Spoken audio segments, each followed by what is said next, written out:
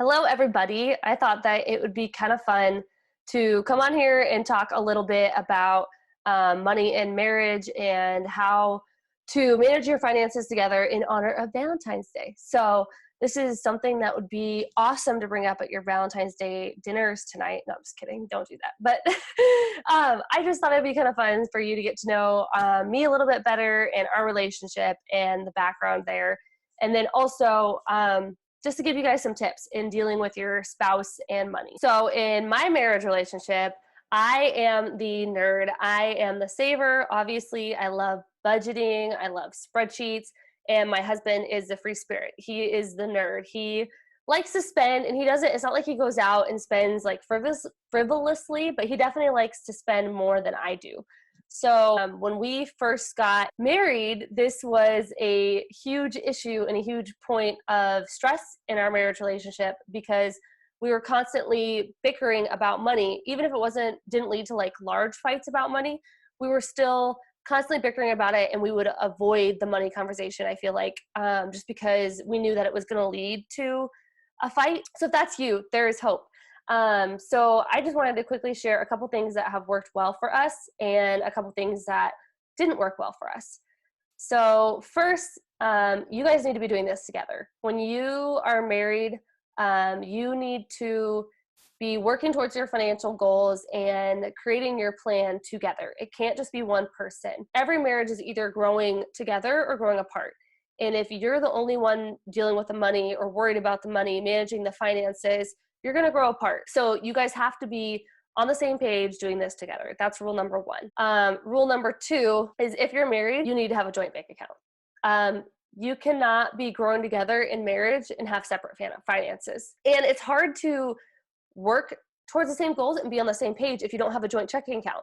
Like if one of you is in charge of paying half the bills and the other person's in charge of paying the other half of the bills, how are you working together towards financial goals? You're pretty much roommates with separate finances. So that's my personal opinion on that. But you need to combine the finances. That shows unity in your marriage, and that shows that you're working towards the same goals, that you agree on your goals. And ultimately, you'll probably meet them faster because you're on the same page and you both know what's going on and you trust each other. It shows that you have trust with each other. I will say this too, if one spouse is making the money, like in my case, my husband brings in most of our income. Well, just because he brings in most of our income doesn't mean he has the most votes. Doesn't matter. When you're in marriage, it's an equal level playing field. Yes, it's humbling. And this role was reversed when we first got married. I was working full time and my husband was still in school. So I was bringing in our income. I was working as a full-time CPA. And I had that same mentality too. Like when he would try to suggest something or say something, I'd be like, well, I'm bringing in the money anyways. Didn't work. And I'll get to those too, but does not work. Not healthy for your marriage, not unified, not a good route to go. The third thing that works for us is recognizing each other's strengths and weaknesses and then using that to better ourselves and bring out the best in the other person. You need to realize that it's not you versus your spouse. You both have different strengths and different weaknesses that you bring into the relationship. And the key is to bring out the strengths in the other person and have them bring that out in you as well. And to not nag them or belittle them or degrade them for their weaknesses. Okay, so what didn't work, and this might be more revealing than what did work.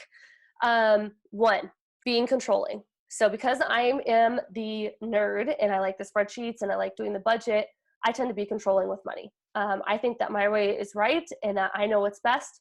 And so I try to control and manipulate. When I first tried to get Joe on board with a budget and I just tried to control him and tell him this is how it's going to be, it didn't work. You need to know too that they have to have input. When you have a budget meeting, which I would recommend having with your spouse regularly, you need to recognize each other's strengths and weaknesses and recognize if you're the nerd like me and you tend to be controlling, that you need to take a back seat and you need to let your spouse talk and you need to take their input and their suggestions and you need to pretty much shut up and listen. And you don't need to sit there and tell them, oh, I have the budget all figured out and I'm so smart for doing so.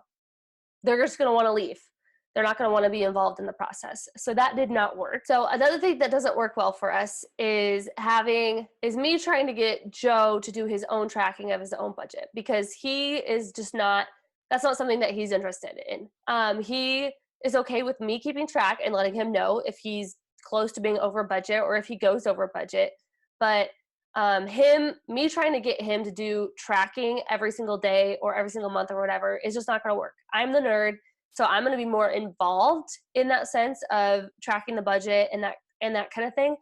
But that doesn't mean I'm in control completely. Me keeping track of the budget has worked well for us, but him being equally involved in financial decision making and having equal input but different roles, which is ultimately what marriage is about, right? Um, so those two things did not work well for us. And then just a note for you, if you have a reluctant spouse, so Joe was reluctant when we first got married to get on a budget and then to be on board with paying off debt. And what didn't work was nagging him constantly, telling him he's wrong, trying to manipulate him into budgeting or whatever it was. Those just didn't work. Ultimately, what worked best was approaching him in a respectful and calm way and saying, this is a fear that I have. I'm scared that if we make minimum payments on our debt, then it's going to stick around with us for a long time. And I don't want to live that way because I know that if we pay it off soon and save all that money on interest, we can work towards our goals together sooner and better, like having children and owning a home, which was a goal that he shared too. So instead of saying you spend too much money or we need to live on a budget, I mean, he saw budgeting as a form of torture with how I presented it. That's pretty much what it seemed like. Ultimately, what worked was approaching him with respect. So men's love language often is respect, and women's is feeling loved or cherished. When I approached him in a different way that wasn't manipulative and controlling, then I noticed a whole different reaction in him and a whole different tone that he took, because he is a very calm, understanding person. And so I don't see him as an enemy, and I don't try to manipulate my way into controlling him. He's going to be more receptive to what I have to say. So that being said too, when you are dealing with a reluctant spouse or struggling with a reluctant spouse, just know that it's probably going to take some time and that you need to try to approach it in the right way. That's a respectful way. As much as you can, involve them in the process. Maybe just start by asking, hey, what are your goals? Where do you want us to be financially in 5 years or 10 years? And then say, would you be willing to look at this with me? Or I want to share some fears that I have with you. And I mean, more often than not, they're going to be willing to hear what you have to say if you approach it in that way. Lastly, I just want to leave you with some tips for a budget meeting. So once you guys are on the same page and you decide to get your finances in order and want to budget together and work on your finances together, here are just some general tips for that, I guess. So you should meet regularly and talk regularly about money. And when you do, I have rules for the free spirit and rules for the nerd. And these are taken directly from Dave Ramsey. That's what worked well for us, that program, that system. I am a believer in the Financial Peace University. It did wonders for us and for our marriage. And hopefully it does for you too. But these are not, or I don't claim originality in these ideas at all. When you meet together with your spouse for a budget meeting, nerds, you need to shut up and listen.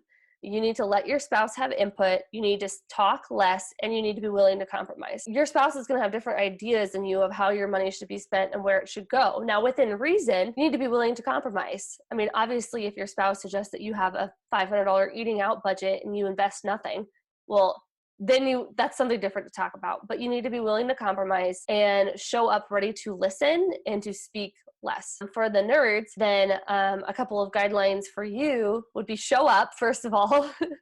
Second of all, give input and be realistic about it. Be realistic about the budget and what you guys can do. Don't try to sabotage the budget or the meeting. Show up and be ready and willing to have input. And then for both of you, probably more so for the nerds, but keep it brief. If it's longer than 20 minutes, then one of you is going to get really bored and tune out. So keep it brief, don't be controlling, and work together during this time. And hopefully these tips will work well for you. Comment below one thing that you appreciate about your spouse in regards to money. What is one good quality that they bring to the table?